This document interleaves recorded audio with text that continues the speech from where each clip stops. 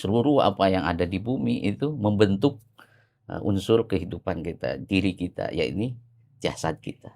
Ya, sementara yang kedua unsur samawi adalah unsur langit istilahnya. Yang itu adalah ruh atau mentalitas kita. Itu yang fisikal dan mental. Nah, sehingga keduanya yaitu bagian kehidupan kita yang harus kita jaga kesehatan.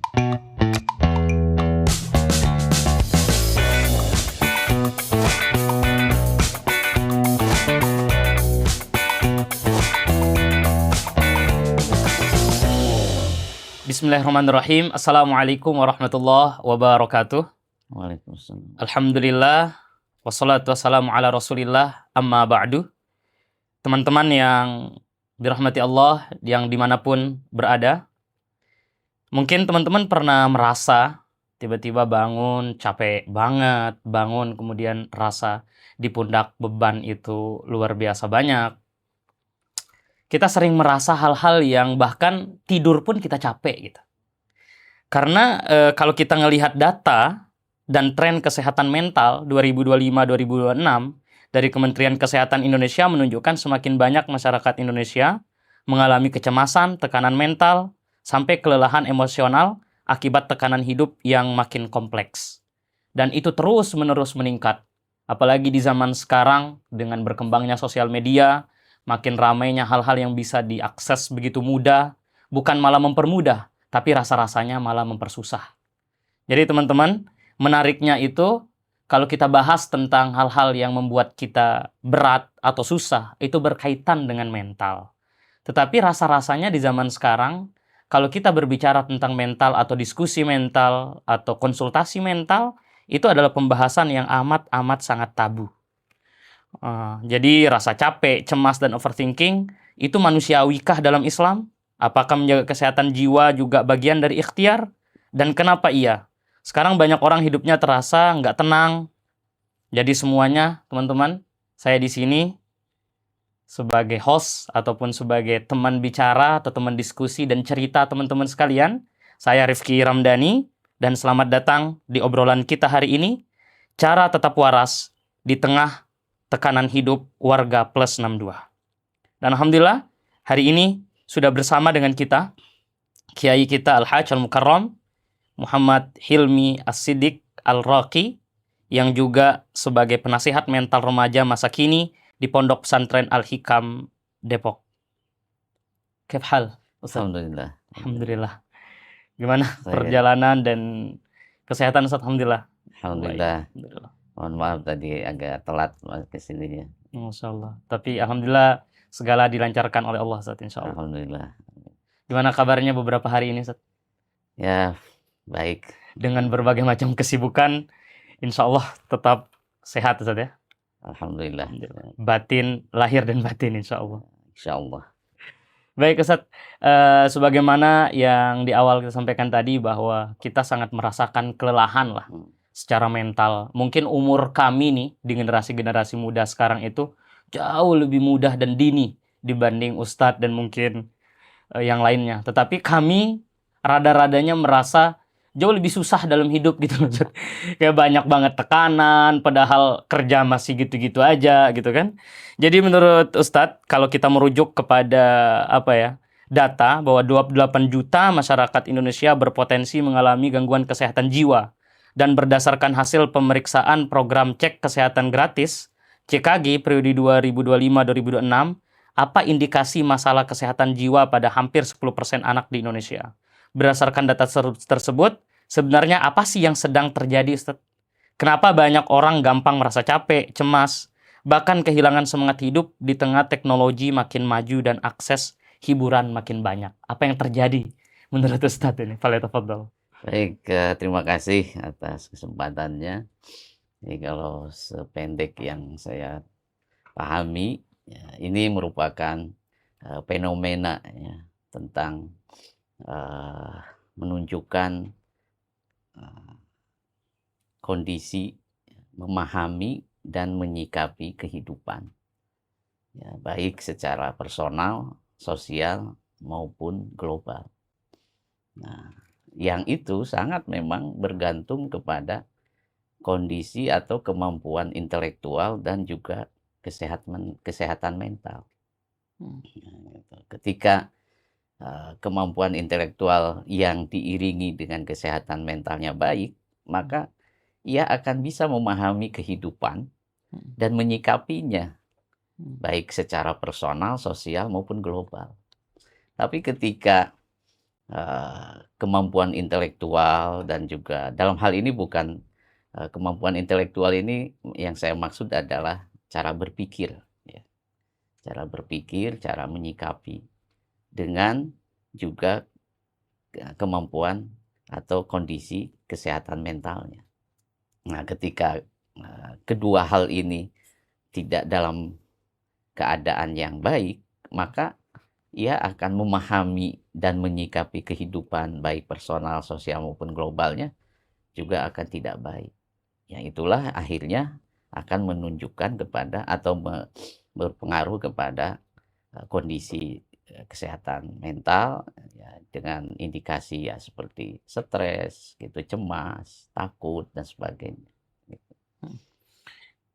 Berarti yang sedang dialami oleh generasi sekarang atau mungkin banyak orang di zaman sekarang itu mulai dari overthinkingnya, baperannya mungkin kalau Ya, bahasa sekarang, Pak ya. Mungkin karena memang kedewasaan intelektualnya yang belum diasah gitu, atau sudah diasah tapi belum ditajamkan mungkin, Pak ya. betul. Kemudian Bapak, Ustadz, sering banget kita dengar bahwa apakah ada kaitannya tentang bagaimana dropnya mental kita, atau bahasa anak sekarang itu kayak dikit-dikit mentalnya kena kayak gitu. Ya, Apakah kena itu ada mental, kaitan ya. kena mental kan, Ya. dikit-dikit ini apa sudah nge-tweet atau apa gitu, mentalnya udah kena. Apakah ada kaitannya tentang penyakit mental ini dengan keimanan yang berkurang, atau bahkan ekstrimnya ada yang bilang kalau udah stres itu sedikit-dikit orang, wah dirasuki jin ini gitu. Ya, Jadi ya. suka kayak gitu kan. Ya. Apakah ada kaitannya dengan itu?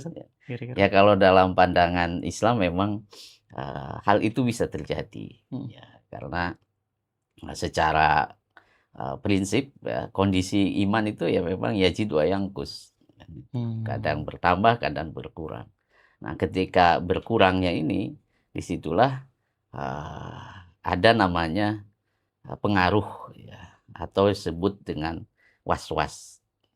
Pengaruh buruk, baik dari tadi yang disebut jin, ataupun juga dari sesamanya, dari manusia. Yang itu disebut dalam surat An-Nas itu, alladzi yuwaswisu fi sudurin nas minal jinnati wan nas. Jadi dari pengaruh was-was atau pengaruh buruk jin dan juga dari manusia. Jadi itu ada. Walaupun memang secara prakteknya ataupun fenomena yang adanya itu gangguan kesehatan mental itu tidak ansih hanya dipengaruhi oleh hal-hal yang batiniah. Itu pun juga bisa berpengaruh dari hal-hal yang dohiriyah, dari jasmani. Gitu ya. Sehingga kesehatan mental dengan kesehatan fisik itu sejatinya dua hal yang harus dijaga bersama. Ya, antara fisik dengan mental itu. Yang ini kalau dalam hadis Nabi itu kan disebutkan ala wa inna fil jasadi mudghah. Ida soluhat jasadi kulu, wa ida pasadat jasadi kulu. Dan ingatlah bahwa dalam jasad kita itu ada sesuatu gumpalan, ya, atau unsur, ya, yang apabila baik maka akan baik seluruh jasadnya. Apabila jelek maka akan jelek seluruh jasadnya. Ala wahyal qalb.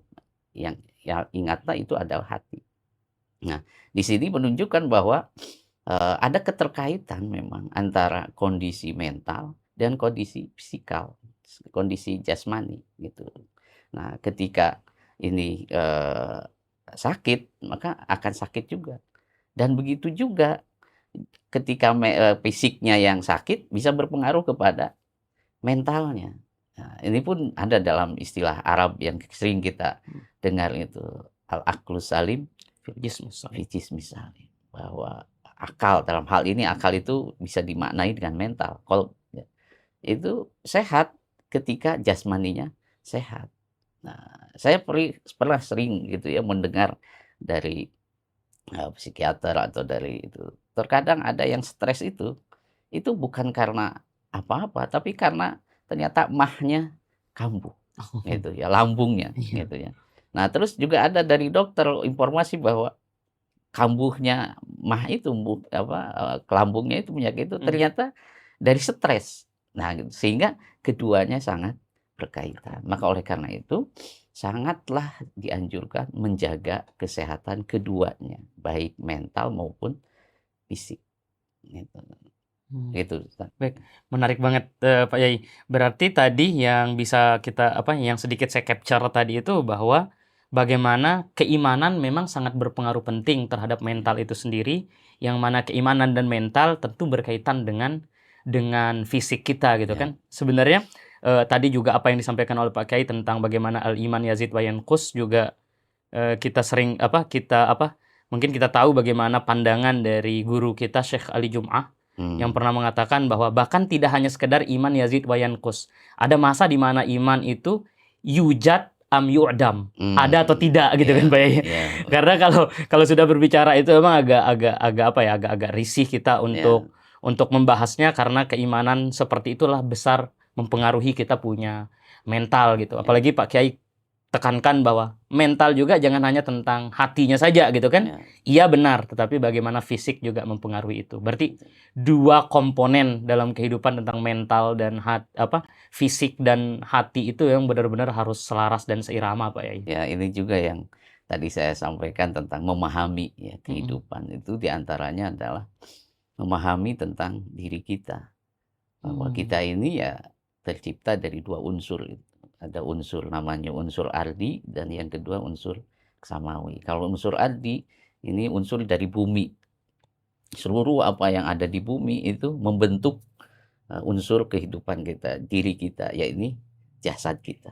Ya, sementara yang kedua unsur samawi adalah unsur langit istilahnya, yang itu adalah ruh atau mentalitas kita. Mhm. Itu yang fisikal dan mental.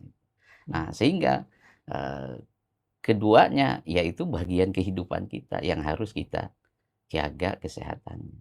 Mhm. Berarti selain kita menjadi khalifah fil ardi, kita juga harus khalifah fis samawi, Pak Yai. Dalam artian Ya, mentality kita harus betul jaga. Iya, betul. iya. Menarik, Kan menarik, Pak. itu juga disampaikan dalam Al-Qur'an ya, kalau ya ma'syaral jinni wal insi inistata'tum an tanfudu min aqtaris samawati wal ardh fanfudu la tanfudu illa bisultan. Gitu. Hmm. Itu kan ayat itu ya wahai jin dan manusia kalau memang kau mampu untuk ya menguasai gitu ya alam raya ini ya silakan, tapi Mhm. tidak akan mampu kecuali bisultan. Sultan itu apa? Nah. Ilmu pengetahuan, Mhm. ilmu dan teknologi. Ya silakan kalau memang mampu. Jadi khalifah fil ardi wa khalifah fis sama. Tapi itu semua tentang berdasar dengan ilmunya, ada Mmm. ilmu tersendiri. Demikian pula dengan menjaga kesehatan, baik fisik maupun mental itu ada ilmu. Baik, baik. Menarik, menarik. Apalagi tadi Pak Yai menyinggung tentang bagaimana beberapa pandangan ahli psikiater dan lain sebagainya. Ternyata yang Pak Yai juga sebutkan tadi di mana kita sebenarnya selain selain kita tahu ada penyakit itu, sebenarnya harus ada penerimaan juga dari Mmm, diri kita atau ini. Tapi iya ada gejolak sebenarnya Pak Yai yang suka yang suka bertengkar lah di dalam hati dan iya pikiran kita iya kayak iya seperti cemas, sedih, stres itu di dalam Islam sebenarnya itu apakah mhm, murni dari jin atau memang itu manusiawi aja, Pak Yai? iya. Gimana menurut Pak Yai? Jadi, kalau disebut manusiawi ya memang manusiawi. Mhm, Itu bawaan dalam kehidupan, tapi sekaligus juga ujian yang harus mmm, memang disikapi dengan baik, oke. gitu. Nah, inilah yang Allah sampaikan dalam Al-Qur'an, "Walanabluwannakum Bisyai'in bisyai'im minal khaufi wal ju'i wa naqsim minal amwali wal anfusi was samarat wa basyiris sabir. shabirin." Jadi kecemasan itu bagian dari khauf, ya. Khauf itu Oke. takut, khawatir, cemas dan sebagainya. Yang itu oleh Mmm, Allah diujikan kepada manusia. Sehingga dalam kehidupan manusia ya pasti ada cemas, takut dan sebagainya. Takut, kurang harta dalam hal ini, wah takut tidak punya pekerjaan, takut gaji tidak dan sebagainya. Usaha bagaimana. Nah, yang itu eee, harus kita sikapi dengan baik, harus kita sikapi dengan bijak. Nah, gitu. Berarti dari ayat tadi sebenarnya kita udah diingetin Pak Yai bahwa memang itu udah manusiawi gitu. Manusia. Khauf itu atau kecemasan itu emang udah manusiawi. Ya berarti yang perlu kita lakukan sekarang itu ya akuin aja, iyain aja dulu perasaan itu. Baru lantas nanti kita bisa ini. Tapi menarik Pak Yai, apalagi mungkin saya bisa sedikit mewakili lah suara teman-teman muda gitu kan sebagai anak-anaknya Pak Yai, anak-anak asuh Pak Yai. Dalam artian sebenarnya dari pengalaman yang Pak Yai hadapi selama ini, selama menghadapi santri dan lain sebagainya, kesehatan mental atau sakit mental atau masalah-masalah yang sering dihadapi oleh anak-anak itu yang Pak Yai ketahui itu seperti apa sih Pak Yai? Ya umumnya karena saya ini kan di Al-Hikam itu pesantren mahasiswa ya. Pesantren mahasiswa baik yang pasca tahfidz maupun yang kuliahnya di UI, Pancasila dan sebagainya di sekitar Al-Hikam itu nyantri di pesantren kami. Nah, itu dan kebetulan saya selain wakil pengasuh juga di kepala pusat kalir. Nah, sehingga ketika ada permasalahan ataupun yang dialami oleh santri itu lebih banyak yang memang ke saya yang minta konsultasinya gitu. Nah, yang saya paling tidak yang saya dapat atau umumnya ya para generasi muda ini ataupun mahasiswa-mahasiswi itu ya kecemasannya itu pertama cemas ya bahwa ini saya akan sampai lulus tidak kuliah. Nah, dengan berbagai macam tekanan di perkuliahan gitu dan sebagainya.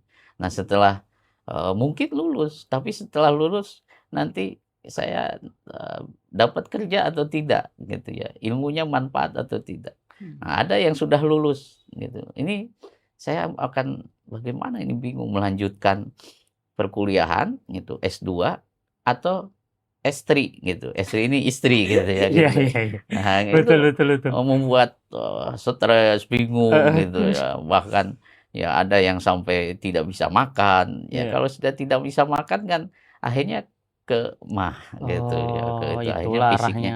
kena. Gitu. Jadi kesehatan mental dan fisiknya nah terus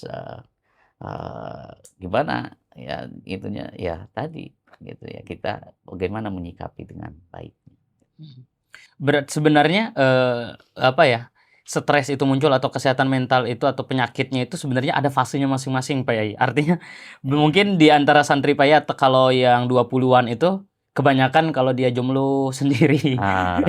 Itu sering sakit juga mental itu Pak Yai. Ya, sama betul. siapa pula gitu. Ya itu termasuk jadi bang, itu juga termasuk masalah yang besar kayaknya Pak Yai. Betul di mana teman-temannya sudah punya anak udah nikah. Gitu. Ini saya kok belum hilalnya belum terlihat gitu belum muncul. Boro-boro ininya hilalnya pun belum ada Pak Yai. Itu. Masya Allah. Tapi biasanya kalau Pak Yai menghadapi anak-anak itu lantas bagaimana sih? Kan ini udah banget bener kayak menjadi beban lah bahkan jadi stres anak-anak. Biasanya Pak Yai itu memberi saran untuk cara menyikapi. Dari tadi Pak Yai selalu menggarisbawahi tentang menyikapi. Berarti kita tidak hanya fokus tentang penyakitnya apa, seperti apa, tetapi ternyata fokusnya kita juga cara menyikapi itu semua kan Pak Yai. Kalau menurut Pak Kiai bagaimana sih cara kita sikapi supaya kita tetap waras gitu di antara semua yang ada ini? Yang pertama tentu ya kita harus tadi ya bisa memahami tentang kondisi diri kita sendiri dengan cara introspeksi, muhasabah dan sebagainya. Yang ini tentu perlu ilmu. Perlu landasan keilmuan.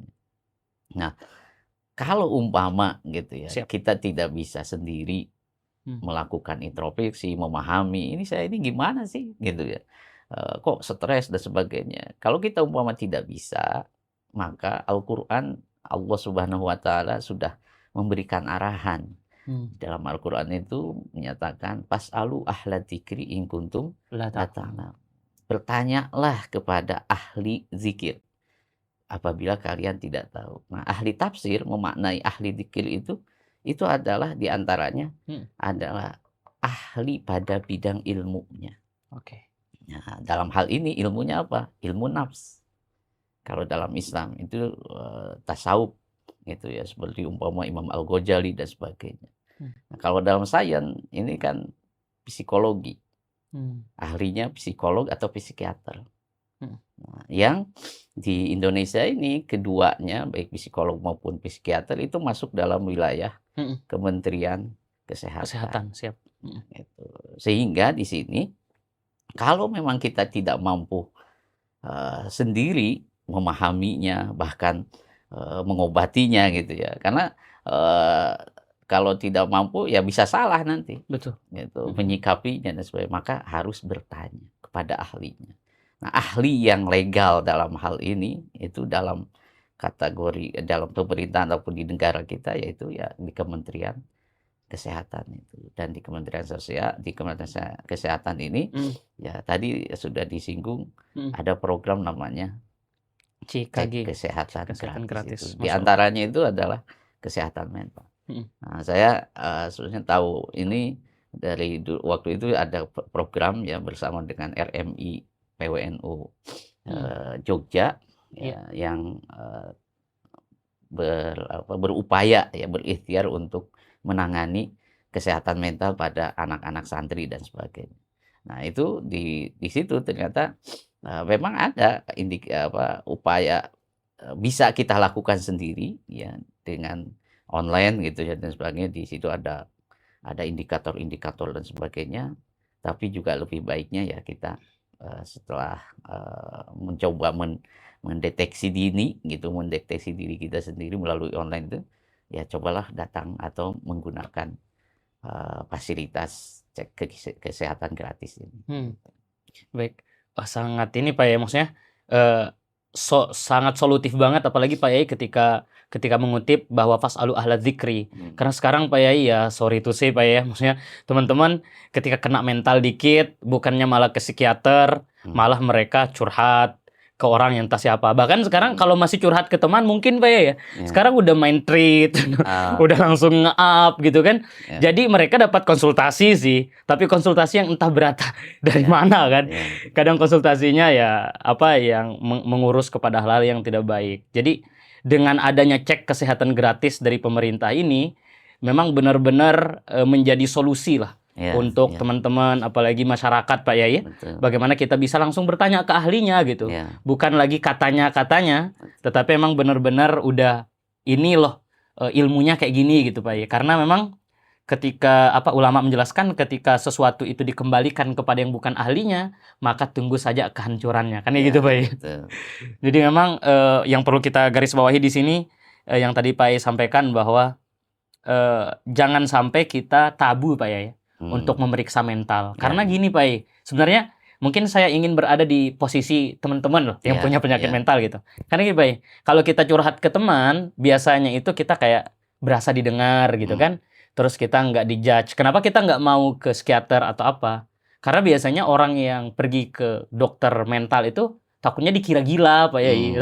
Kenapa kamu mental? Kamu stres gila gitu kan. Nah, maksud yang ingin saya coba tanya di sini tuh, menurut Pak Yai gitu, untuk merubah, bukan mungkin merubah terlalu ekstrim ya, untuk mengedukasi teman-teman bagaimana supaya kayak enggak kok kita ngecek kesehatan itu sebenarnya seperti apa dan lain sebagainya, untuk ngajak teman-teman itu menurut Pak Yai gimana? Ya, sebaiknya. pertama gini bahwa tadi ya saya sampaikan bahwa kita harus bisa menjaga dua unsur kesehatan itu baik fisik maupun mental. Dua-duanya sangat penting. Maka dalam hal penyakit ya mental ya harus bisa dipahami posisinya atau statusnya sama dengan penyakit fisik gitu. Toh kita ketika sakit ke dokter dalam fisik itu tidak malu gitu ya. Dan bahkan kita menstatuskan diri gitu ya. Saya lagi sakit nih di opname di rumah sakit dan di foto biasanya itu di foto dan sebagainya kan gitu. Nah, maka ketika pun kita mengalami kesehatan mental, itu harus kita posisikan sama dengan kita dalam posisi sakit fisik. Kenapa ini harus demikian? Karena pas sakit mental pun harus diikhtiarkan untuk diobati. Kalau kita malu, kita tidak bisa tidak mengungkapkannya, atau ya tentu mengungkapkannya ke ahlinya itu ya. Ya. Nah itu justru itu dolimun li nafsi namanya. Dolim terhadap diri, menyakiti diri kita sendiri, yang akhirnya itu akan fatal bagi kita ketika membiarkan yang ya naudzubillah ya gitu, yang sangat kita khawatirkan, kesehatan mental ini terus dibiarkan, akhirnya ya ujungnya ada yang bisa ya tadi sampai gila, tidak bisa terobati dan sebagainya. Bahkan mengakhiri hidupnya. Nah, bahkan mengakhiri hidupnya itu yang sangat Fatal. fatal dan sangat harus dihindari. Nah, begitu juga saya ingin menyampaikan kepada masyarakat umum ya semuanya, bagi yang ini tadi kondisi yang punya penyakit mentalnya ya, dia harus mau berobat, mau menyampaikan kepada ahlinya dan sebagainya. Tapi bagi kita yang kebetulan sehat, normal dan sebagainya, itu jangan menganggap hal tersebut sesuatu yang aib. Sehingga ditutupi atau bahkan dijauhkan gitu. Tapi kita harus bagaimana ini disembuhkan, bagaimana disikapi, bagaimana diantisipasi dan sebagainya sehingga bisa kembali normal, bisa kembali sehat gitu. Nah, maka oleh karena itu kepada kita semua yang ketika melihat ada hal-hal yang kurang pasien yang terganggu kesehatan mentalnya, kita jangan mencibirnya, jangan mengisolasinya dan sebagainya, tapi harus bagaimana kita rangkul, paling tidak mendoakan lah. Gitu. Jangan ada antipati, tapi juga simpati. Yang harus ada justru simpati. Hanya sedikit ingin melihat pandangan Pak Yai dan memperjelas Pak Yai. Kan Pak Yai tadi menjelaskan bahwa ketika membahas mental maka kita membahas tentang hati. Di dalam agama kita kenal dengan ahli tasawuf. Betul. Di dalam ilmu kesehatan kita kenal dengan ahli psikologis. Ya. Nah, menurut Pak Yai, apakah ada gap di antara keduanya? Pun kalau ada, bagaimana kita menjembatani bahwa ya sebagai muslim tidak hanya datang ke ahli tasawuf, kamu juga datang cek kesehatan. Nah, bagaimana tuh Pak Yai? Karena kan umat kita kadang, udahlah kalau saya sakit datang ke ustadz aja gitu misalkan. Padahal momen itu harusnya dia datang ke dokter gitu misalkan. Nah, bagaimana menurut Pak Yai untuk menjembatani itu? Ya, sebenarnya tidak ada gap ya, tidak ada dikotomi antara ilmu sains dan ilmu agama. Antara ilmu tasawuf dengan ilmu psikologi. Bahkan sekarang di dunia akademik ya, itu ada S2 yang memadukan antara tasawuf dengan psikologi. Ya, itu ada jurusan namanya tasawuf psikoterapi.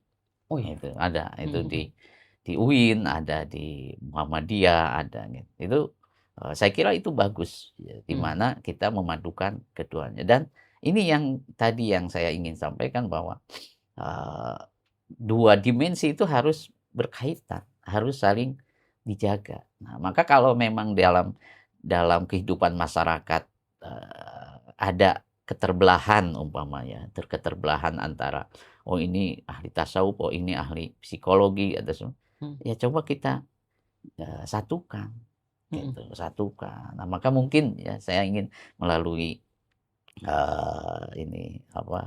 acara ini gitu ya, ingin mengimbau ya terutama kepada Kementerian Kesehatan gitu ya. Cobalah dijembatani atau diayomi ya, wisdom ya, atau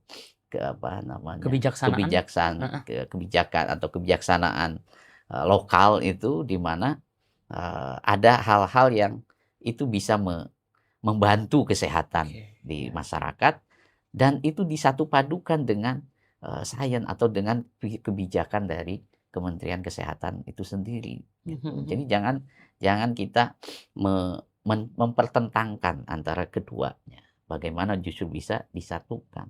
Toh tidak akan jadi masalah kan, kalau kita satu sisi datang ke psikiater atau psikolog yang itu beliau bisa mendeteksi ini sebenarnya apa penyakitnya. Ini. Nah gitu. Nah setelah itu dalam proses penyembuhannya, baik mereka kalau dengan psikolog itu dengan, apa namanya, arahan atau konsultan ya gitu, dengan, masukan-masukan dan sebagainya atau, nasehat-nasehat. Nah, kalau psikiater mungkin nantinya ada kliniknya, ada obat dan sebagainya yang memang disesuaikan dengan penyakitnya. Nah, nanti kalau kita setelah itu kita datang ke ahli, tasawuf itu zikirnya, dibantu dengan zikir, ya, dibantu dengan, munajat kepada Allah, doa dan sebagainya. Kan itu bagus, di mana ada ikhtiar dan doa, ada Hmm, usaha dan ya. munajat. Hmm. Nah, itu sehingga ini menjadi keterpaduan yang utuh. Nah, dan mudah-mudahan dengan itu kesehatan mentalnya pun utuh. Siap. Masya Allah, ini luas banget sebenarnya pembahasan kita Pak Yai. Mungkin aduh kalau kita mau bicara ini saya masih banyak banget bergumul di pikiran. Tapi mungkin Pak Yai bisa ngasih kita terakhirin mungkin ya. Closing statement mungkin Pak Yai, pesan untuk kita semua. Tadi udah banyak sih sebenarnya. Mungkin Pak Yai bisa ini untuk kita semua masyarakat pada umumnya gitu. Bagaimana Pak Yai Ya, terkait isu ini? ini untuk, khusus saya dan juga, yang lain bahwa, eee, upayakanlah kita selalu menjaga kesehatan. Ya, karena menjaga kesehatan itu lebih utama daripada penyembuhan, Wah, menarik. gitu ya. Siap. Penyembuhan itu mungkin kalau itunya, eee, se ya tidak 50% tapi, dalam menjaga kesehatan itu 75%-nya itu adalah preventif, penjagaan, gitu Hmm. ya. Sebenarnya pengobatan itu sudah di akhir. Nah, sekarang bagaimana kita menjaga itu dengan mengantisipasi gitu, supaya tidak terkena penyakit, terkhususnya dalam hal ini, mengganggu kesehatan mental itu. Nah, caranya bagaimana? Ya di antaranya adalah dengan rutinlah menggunakan, fasilitas yang ada khususnya dari negara, yang hal ini adalah Kementerian Kesehatan, yang ada namanya cek kesehatan gratis. Walaupun di situ dianjurkannya 1 tahun sekali ya Iya. minimal atau sesuai dengan hari tanggal lahirnya, jadi hadiah ulang tahunnya. Ya itu bagus lah untuk mengingatkan bahwa kalau bertambah umur harus sehat, Harus nah sehat, gitu betul. bagus saya kira itu, saya apresiasi. Hmm. Tapi sebaiknya, bagi kita, ya karena ini gratis, mumpung gratis, nah gitu ya, cobalah manfaatkan atau kita gunakan kebaikan kehadiran negara bagi masyarakat kita, yaitu khususnya menjaga kesehatan itu, di mana di situ bisa kita, jaga kesehatan fisik sekaligus kesehatan mental yang itu tadi saya sebut, keduanya harus menjadi utuh dalam sehat. Baik. Baik, terima kasih. Sama. Masya Allah, terima kasih Pak Yai atas penjelasan dan pencerahannya yang luar biasa. Teman-teman yang dirahmati oleh Allah, alhamdulillah ya. Sebenarnya dari apa yang disampaikan oleh Pak Kiai tadi itu udah jelas banget bahwa jangan sampai kita denial, jangan sampai kita menolak dan enggan untuk percaya bahwa penyakit mental itu nyata dan mungkin setiap kita bisa terpapar karenanya. Jadi karena itu, mari kita coba untuk tetap mencari teman untuk cerita, kita cek kesehatan kita dan kita akui, kemudian kita ungkapkan dan kita ekspresikan. Tetapi satu poin yang mungkin tadi dari penjelasan Pak Yai yang sangat penting adalah bahwa la taqnatu mir rahmatillah. Jangan sampai kita berputus asa atas rahmat Allah Subhanahu wa taala, seterpuruk apapun kita, sejauh apapun kita dengan Tuhan misalkan, dalam kondisi apapun kita dan dimanapun kita berada, ketika kita merasa terpuruk dan sendiri, ingat bahwa Allah Subhanahu wa taala senantiasa bersama kita dan Allah Subhanahu wa taala jauh lebih dekat dengan kita dari urat nadi kita. Oleh karena itu, teman-teman sekalian, mungkin sebagai sebagai kabar gembira juga untuk kita bahwa di tengah gempuran kesehatan, penyakit yang amat luar biasa baik secara fisik maupun secara mental, pemerintah kita telah membuka cek kesehatan gratis dan mari kita menggunakan manfaat ini, kita manfaatkan sebaik-baiknya kesempatan ini untuk bisa kita update terus bagaimana kondisi mental kita. Dan teman-teman sekalian, kalau teman-teman semua merasa bahwa obrolan ini relate dengan teman-teman, kemudian obrolan ini nyambung, kemudian bisa juga bermanfaat bagi orang banyak, silakan bisa di-share kepada sahabat-sahabatnya yang lain untuk kita saling berbagi manfaat. Karena dijelaskan di dalam hadis Nabi Shallallahu Alaihi Wasallam, barang siapa mendengar satu kebaikan, kemudian sampaikanlah kepada orang yang tidak hadir, sampaikan kepada mereka yang mungkin juga membutuhkan terkait hal-hal semacam ini. Teman-teman, mungkin sekian. Semoga obrolan hari ini bisa jadi pengingat bahwa kita semua butuh jedah, kita semua butuh tenang, kita semua butuh healing. Saya Rifki Ramdhani, pamit undur diri. Sampai jumpa. Ma'assalamah. See you, wish you luck, semua bahasa lah di obrolan kita setelahnya. Assalamualaikum warahmatullahi wabarakatuh. Waalaikumsalam warahmatullahi wabarakatuh.